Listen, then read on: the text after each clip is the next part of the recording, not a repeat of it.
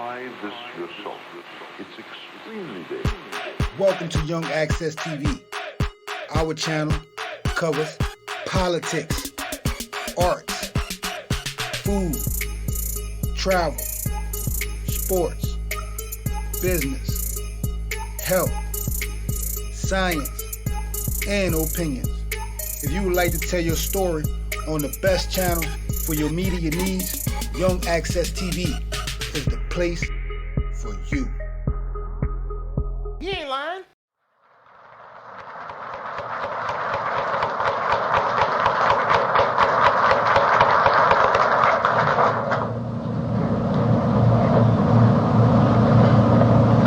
Mr. Chairman, my good friend Governor Rockefeller, His Eminence Cardinal Spellman, ladies and gentlemen,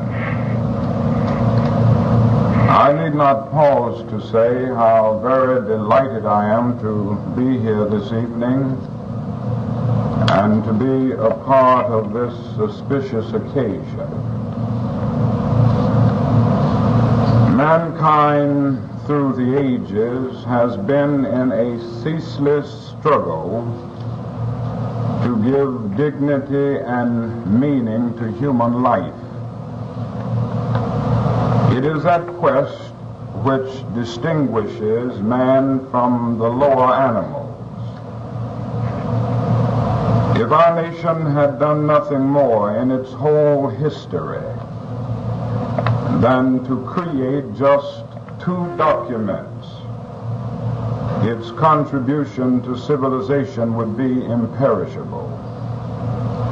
The first of these documents is the Declaration of Independence, and the other is that which we are here to honor tonight, and the Emancipation Proclamation. All tyrants, past, present, and future, are powerless to bear the truths in these declarations, no matter how extensive their legions, how vast their power, and how malignant their evil. The Declaration of Independence proclaimed to a world organized politically and spiritually around the concept of the inequality of man, that the dignity of human personality was inherent in man as a living being. The Emancipation Proclamation was the offspring of the Declaration of Independence. It was a constructive use of the force of law to uproot a social order which sought to separate liberty from a segment of humanity. Our pride and our progress would be unqualified if the story ended here. But history reveals that America has been a schizophrenic personality where these two documents are concerned. On the one hand, she has proudly professed the basic principles inherent in both documents. On the other hand, she has sadly practiced the antithesis of these principles. If we look at our history with honesty and clarity, we will be forced to admit that our federal form of government has been, from the day of its birth, weakened in its integrity, confused and confounded in its direction by the unresolved race question. We seldom note or give adequate significance to the fact that Thomas Jefferson's text of the Declaration of Independence was revised by the Continental Congress to eliminate a justifiable attack on King George for encouraging slave trade. It was changed lest it offend the Southern representatives, just as today still legislation is discarded or emasculated lest it too give offense to to Southern representatives. Jefferson knew that such compromises with principle struck at the heart of the nation's security and integrity. In 1820, 6 years before his death, he wrote these melancholy words: "But this momentous question, like a fire bell in the night, awakened and filled me with terror. I considered it at once as the nail of the Union. I regret that I am now to die in the belief that the useless sacrifice of themselves by the generation of 1776 to acquire self-government and happiness to their country is to be thrown away, and my only consolation is to be that I live not to weep over it." Our nation has experienced a ceaseless rebellion against the Declaration of Independence, the Constitution, the Emancipation Proclamation, and the Supreme Court by one region. In the Revolutionary War, powerful slave elements in the South fought with the British. The development of the nation to the West was complicated and hindered by the slave power. And only the Holocaust of war settled the direction and character of our growth. But the rebellion against equality continued into the second half of the 19th century and into the 20th century, diminishing the authority of the federal government and corroding its authority. It has contaminated every institution in our society. Today, that single region of our country still holds a veto power over the majority of the nation, nullifying basic constitutional rights, and in the exercise of its illegal conduct, retarding our growth.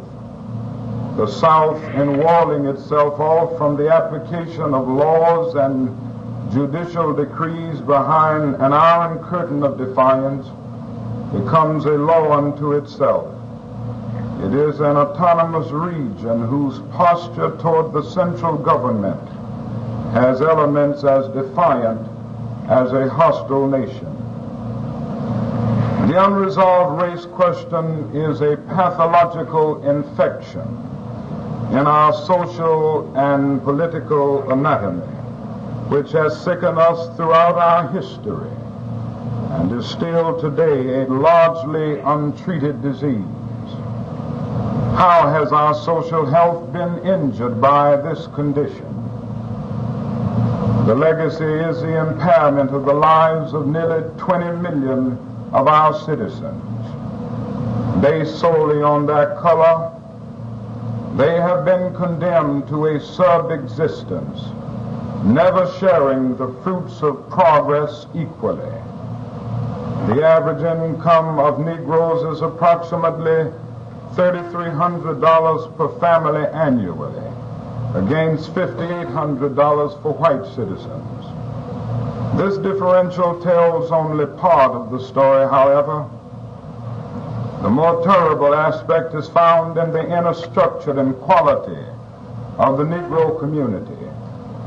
It is a community artificially but effectively separated from the dominant culture of our society.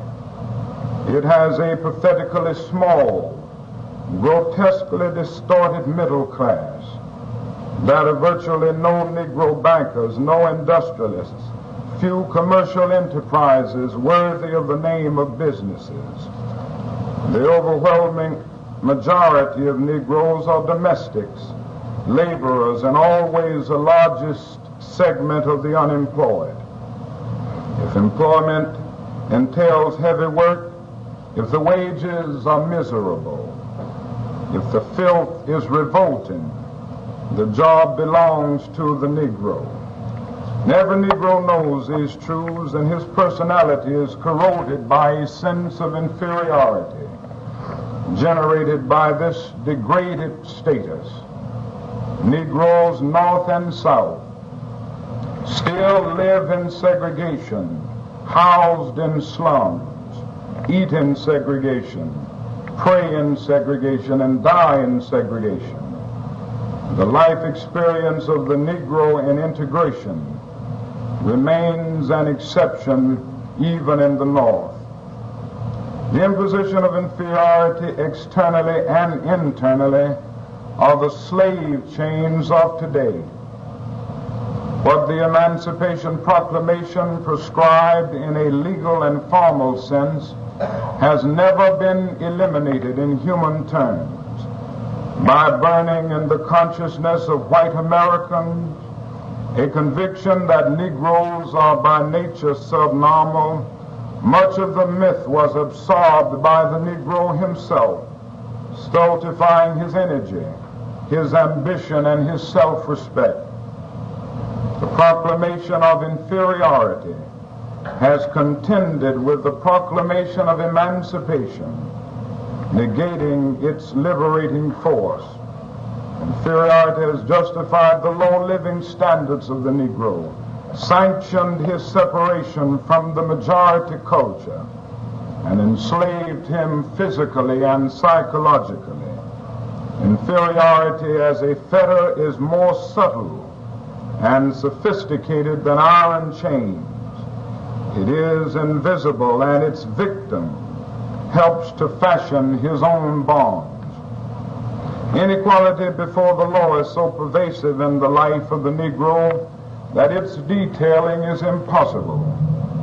We boast that ours is a government of laws, but every Negro knows 1,000 examples in which law and government do not protect him.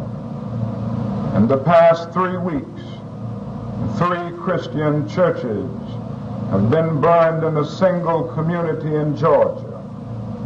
If a government building were bombed in Washington, the perpetrators would be apprehended immediately. But if violence affects a Negro church, all of the agencies of government cannot find or convict the arsonists. This is the essential texture of freedom and equality for the Negro 100 years after the Emancipation Proclamation and 186 years after the Declaration of Independence. This somber picture may induce the somber thought that there is nothing to commemorate about the centennial of the Emancipation Proclamation. But tragic disappointments and undeserved defeats do not put an end to life, nor do they wipe out the positive, however submerged it may have become beneath floods of negative experience. The Emancipation Proclamation had 4 enduring results. First, it gave force to the executive power to change conditions in the national interest on a broad and far-reaching scale. Second, it dealt a devastating blow to a system of slave holding and an economy built upon it, which had been muscular enough to engage in warfare on the federal government. Third, it enabled the Negro to play a significant role in his own liberation, with the ability to organize and to struggle, with less of the bestial retaliation his slave status had permitted to his masters. Fourth, it resurrected and restated the principle of equality upon which the founding of the nation rested. When Abraham Lincoln signed the Emancipation Proclamation, it was not the act of an opportunistic politician issuing a hollow pronouncement to placate a pressure group. Our truly great presidents were tortured deep in their hearts by the race question. Jefferson, with keen perception, saw that the festering sword of slavery debilitated white masters as well as the Negro. He feared for the future of white children who were taught a false supremacy. His concern can be summed up in one quotation: "I tremble for my country, and I reflect that God is just." Lincoln's torments are well known. His vacillations were facts. In the seething cauldron of 62 and 63, Lincoln was called the baboon president in the North and coward, assassin, and savage in the South. And yet he suched his way to the conclusions embodied in these words already quoted this evening: "In giving freedom to the slave, we assure freedom to the free, honorable alike in what we give and what we preserve." On this moral foundation, he personally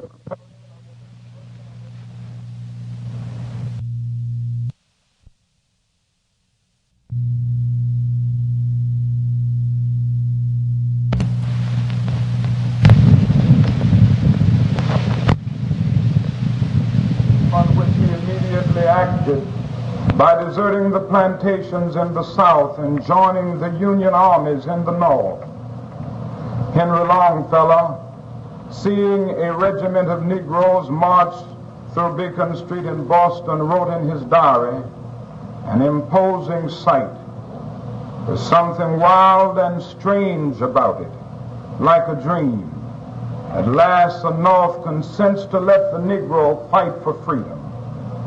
Beyond the war years, the grim and tortured struggle of Negroes to win their own freedom is an epic of battle against frightful odds. If we have failed to do enough, it was not the will for freedom that was weak, but the forces against us which were too strong." And we have spelled out a balance sheet of the Emancipation Proclamation, its contributions and its deficiencies, which are like a zeal permitted to find expression. And that is but one way to commemorate the Emancipation Proclamation, and that is to make its declarations of freedom real, to reach back to the origins of our nation, when our message of equality electrified an unfree world and reaffirmed democracy by deeds as bold and daring as the issuance of the Emancipation Proclamation. We do not have as much time as the cautious and the patient try to give us. We are not only living in a time of cataclysmic change, we live in an era in which human rights is a central world issue. The shape of the world today does not afford us the luxury of an anemic democracy.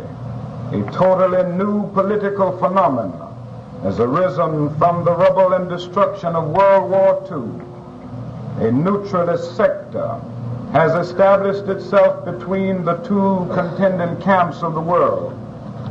More than 1 billion people are in the neutralist arena, and it is growing everywhere, even in the Western Hemisphere, covering territory larger than our own national boundaries.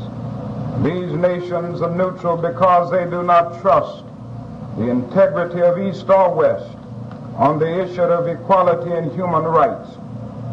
In India, Indonesia, and Brazil, to mention but a few, the right to vote has been exercised even by illiterate peasants in primitive villages still surrounded by jungles. In some of our glittering cities in the South, college professors cannot vote, cannot eat, and cannot use a library or a park in equality. In Africa, Negroes have formed states, govern themselves, and function in world tribunals with dignity and effectiveness. The simple fact is that the relative progress in undeveloped sectors of the world in human rights races at jet-like speed, while we strain in a horse and buggy for advancement. We are not moving in the world tempo of change. Worse still, as Earth shrinks through communication revolutions, and the shame of Little Rock, Arkansas, and Albany, Georgia, flashes around the globe, The world is becoming more aware of our deficiencies. Floods of consumer goods, and superhighways, supermarket, and Telstars do not obscure the existence of racial injustice. And this fact, more than any other, explains why more emerging nations move away from us than toward us.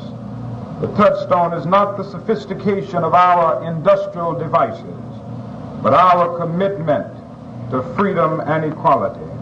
Without faith that we are wedded to these truths, our power and strength become a menace to other peoples, and they will maintain that distance until we have justified their confidence. And while stressing the damage that racial injustice does to our image abroad, that is a more basic reason for grappling with this problem. In the final analysis, we must not seek to solve this problem merely to face the communist challenge. We must not seek to do it merely to appeal to Asian and African peoples. In the final analysis, racial injustice must be uprooted from American society because it is morally wrong. It must be uprooted because it stands against all of the noble precepts of our Hebraic Christian heritage. It must be done because segregation substitutes an I-it relationship for the I-thou relationship and relegates persons to the status of things. And so that is a great moral challenge at this hour. And it must be done not merely because it is diplomatically expedient, but because it is morally compelling. The Negro will never cease his struggle to commemorate the Emancipation Proclamation by making his emancipation real. If enough Americans in numbers and influence join him, the nation we both labored to build may yet realize its glorious dream. That is too much greatness in our heritage to tolerate the pettiness of race hate. The Declaration of Independence and the Emancipation Proclamation deserve to live in sacred honor. Many generations of Americans suffered, bled, and died, confident that those who followed them would preserve the purity of our ideals. Negroes have declared they will die if need be for these freedoms. All Americans must enlist in a crusade, finally to make the race question an ugly relic of a dark past. When that day dawns, the Emancipation Proclamation will be commemorated in luminous glory. We are at one of history's awesome crossroads. Our technological creativity is almost boundless. We can build machines that think. We can dot the landscape with houses and superhighways teeming with cars. We can now even destroy our whole planet with the nuclear weapons we alone possess. We have dwarfed distance and placed time in chains. And our guided ballistic missiles have carved highways through the stratosphere. In short, we have the capacity to rebuild our whole planet, filling it with luxury, or we are capable of destroying it totally. The shocking issue of our age is that no one can confidently say which we will do. Whether we will survive indeed depends upon whether we build moral values as fast and extensively as we construct material things. The struggle for civil rights is rooted in moral values. As we pursue our goals everywhere, everyone will benefit from the moral awakening our movement compels. We must all maintain faith in the future and believe that the American dream can and will become a reality. This is my faith. I know the dark days still lie ahead. Gigantic mountings of opposition will still stand before us. We will encounter new setbacks, and some will still have to suffer persecution. But Valley Forge was followed by Yorktown. The persecution of Christians in ancient Rome was efficient and thorough, and yet it resulted in total failure. That is something in this universe which justifies Carlyle in saying no lie can live forever. And that is something in this universe which justifies William Cullen Bryant in saying, truth crushed to earth will rise again. And this is the faith that will carry us on. And with this faith we will be able to adjourn the councils of despair and bring new light into the dark chambers of pessimism. And we will be able to transform the jangling discords of our nation into a beautiful symphony of brotherhood. This is a faith that will help us solve the problem.